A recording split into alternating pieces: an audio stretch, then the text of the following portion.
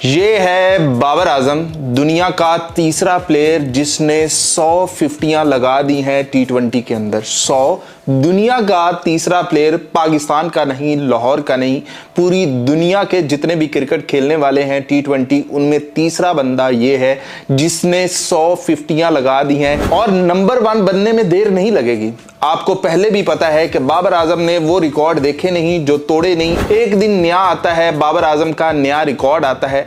तो आज का दिन है बाबर आजम की 100 फिफ्टियों का। आपने बाबर आजम की आज की इनिंग देखी होगी कि शुरू के अंदर आपको 200 प्लस का स्ट्राइक रेट भी मिल जाएगा। जहां पर मोहम्मद हारिस 10 गेंदों पर 11 स्कोर बनाकर बैठा हुआ था, वहां पर वो बंदा 200 के स्ट्राइक रेट से खेल रहा था, वहां पर वो चौके लगा रहा था और मोहम्मद हारिस को थापड़े मार रहा था कि भाई तूने स्लो खेल, जैसे तेरा दिल करता है तू खेल, बाकी जो प्रेशर है वो मैं देख लूंगा।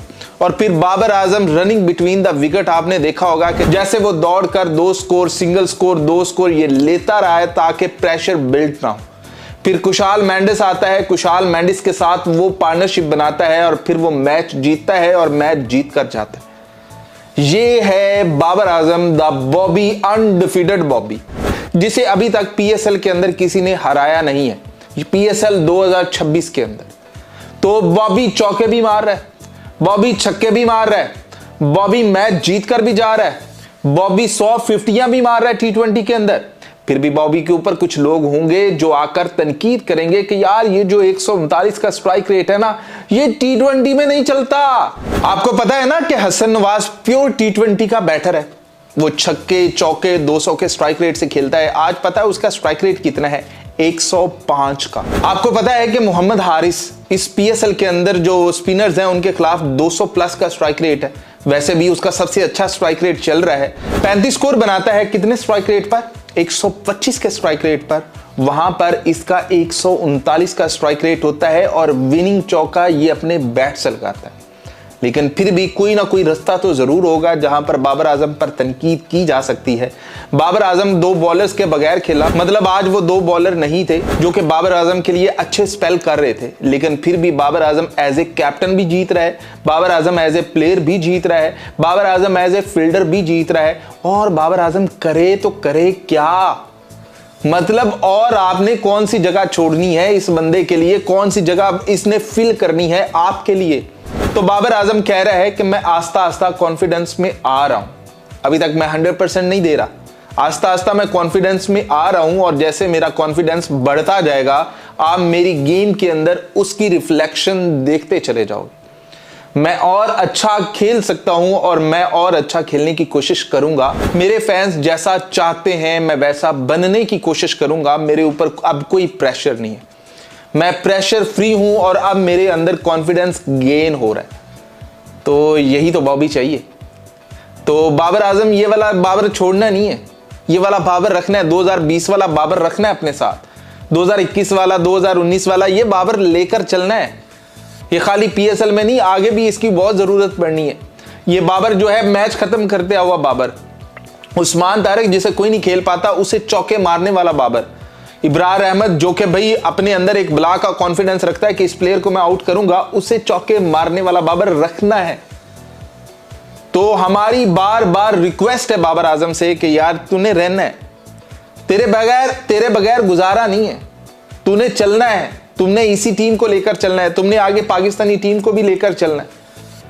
हमने पीएसएल में देख लिया है, हमने देख लिया है ख्वाजा नाफे कैसा खेल रहा है, हमने देख लिया है कि साइम अयूब क्या खेल रहा है, हमने देख लिया है कि उस्मान खान क्या खेल रहा है, हमने बहुत कुछ देख लिया है।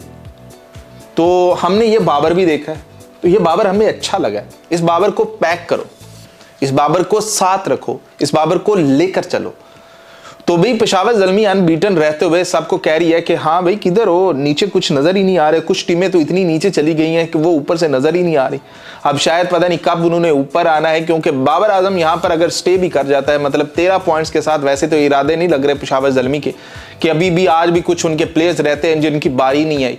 तो चाचू को भी 2-4 गेंदें मिल रही हैं, चाचू का भी दिल कर रहा होगा कि मैं भी किसी दिन खेलूं, चाचू को भी चौथे नंबर पर भेजा जाए, क्योंकि अब पेशावर ज़ल्मी एक्सपेरिमेंट कर सकता है।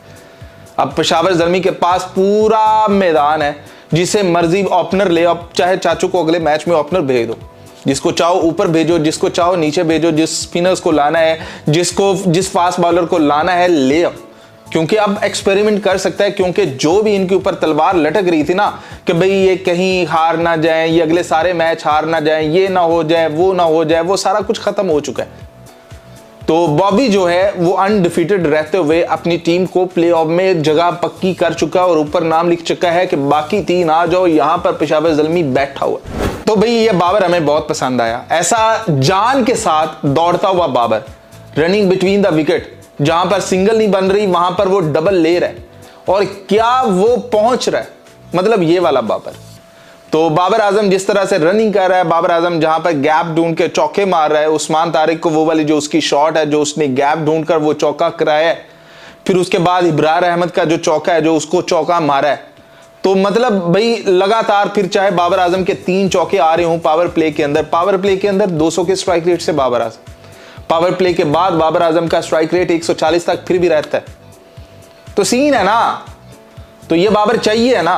तो बाबर आजम की ये जो जर्नी है, ये जो PSL 2026 की जर्नी है, इसमें शायद उस कोच को भी आपने पूरा क्रेडिट देना होगा जिसने बाबर आजम के ऊपर 0 प्रेशर रखा हुआ होगा और कहा होगा बाबर आजम को कि जैसे तेरा बेटा दिल करता है वैसा तू खेल, तुझे कोई नहीं सिलेक्शन कमेटी का डर कि तू इस मैच में नहीं परफॉर्म कर पाएगा तो अगले में ड्रॉप हो जाएगा, अगले में नीचे आ जाएगा तो कहीं ऊपर चला जाएगा, कभी 1 डाउन आ रहा होगा तो कभी चौथे नंबर पर आ रहा होगा, तो तुम्हारा कोई पता नहीं है। हमने वैसे सलमान अली आगा का भी 1 डाउन देख लिया, यहां पर कराची किंग्स के लिए 1 डाउन आकर वो कितने को स्कोर बना रहा है और कितने को इफेक्टिव स्कोर बना रहा है, हमने वो भी देख लिया।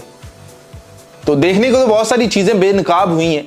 वहीं पर बाबर आजम जो चल रहा था वही चलता आ रहा है आपका, मतलब जो आपका पुराने वाला सीन है ना, पुराने चावल वही चलते हुए आ रहे हैं, नए चावल तो आपके टोटा हो गए, वो तो नजर ही नहीं आ रहे।